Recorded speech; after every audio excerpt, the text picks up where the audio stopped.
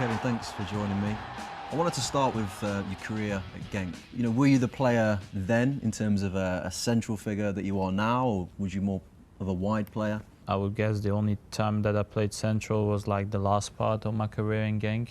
They always said I was too young, too skinny to handle the physicality at that time. Did you watch English football during that time as a young player in Belgium? I've always watched English football. My mother grew up in England. My grandfather still lives, so it was always match of the day for me. Yeah. I never looked at the Belgian football. I always looked at match of the day on Sunday morning. So do you feel that culture that your mother obviously brought to the table, that English culture, has helped you since your move over? I don't think so. I think she feels Belgium. Yeah, it made it easier for me because my family speaks French, English and Flemish.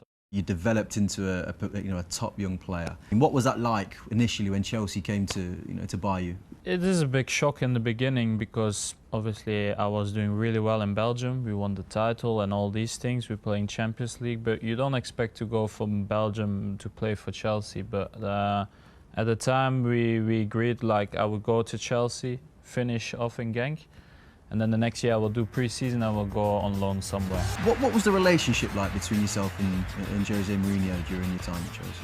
I would say distant. I'm not really somebody who speaks a lot with coaches. I think if the coach wants to speak with you, then you just do it. He's the boss. You can be good with each other, but still there's a distance between a coach and a player. I only spoke with him twice. That's when I wanted to leave to Dortmund in the beginning of the summer. Götze left for Munich, so I thought there's a perfect role for me. There's nobody there.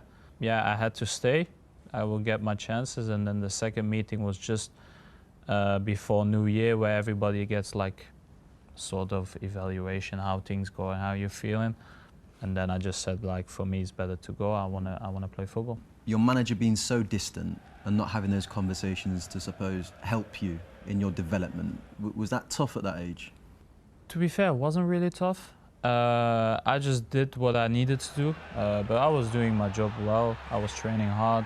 I felt for me at the time was better to go permanently and have a different situation than going on loan, come back again and facing the same problem. Was you asked to play maybe a certain way that didn't suit you? Do you feel that maybe was a reason why it didn't quite work out? I don't know. A lot of people saw me as a winger. I never felt myself as a winger. I can dribble when I need to, but that's not my game. I have a passing game. I'm very different. But I always said in my beginning career, I'm always going to end up centrally. And you had an unbelievable season, actually, at Wolfsburg. You ended up getting German Player of the Year. Mm-hmm. So what was it that eventually drew you back to the Premier League?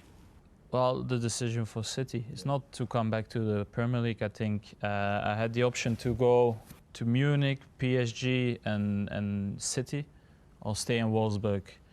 But I felt the way that City were chasing after me, the plan a little bit with all the people coming in, I thought for me the probability of the type of football that I can play will suit me the best. You've been here for a couple of years now, and Pep Guardiola walks through the door. So he's actually said that you are one of the most talented players that he has ever worked with. That must feel great. He worked with so many talented players, correct, yeah. So it's obviously a big compliment. What do you think he's brought to your game? The mixture between keeping it easy and taking my chances. I'm a high-risk player. I know that for myself, but I think my feeling is that the last 2 years, the way that I've been playing, that I feel more the rhythm of the game. I feel when I had to take the decision to go quick, to do slow. In Germany, you play every minute at a 100% pace. They don't slow down, even 3-0.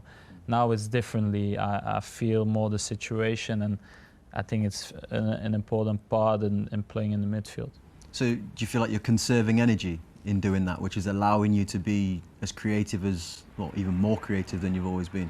Yeah, sometimes. I always go until the end. So sometimes even with 3-0, they tell me still, like, keep it easy. I cannot do that. I do everything to win. I hate to lose. I cannot lose. No matter what I do, play cards, play a dice game, that is not possible. So I just try everything in my power to win the game.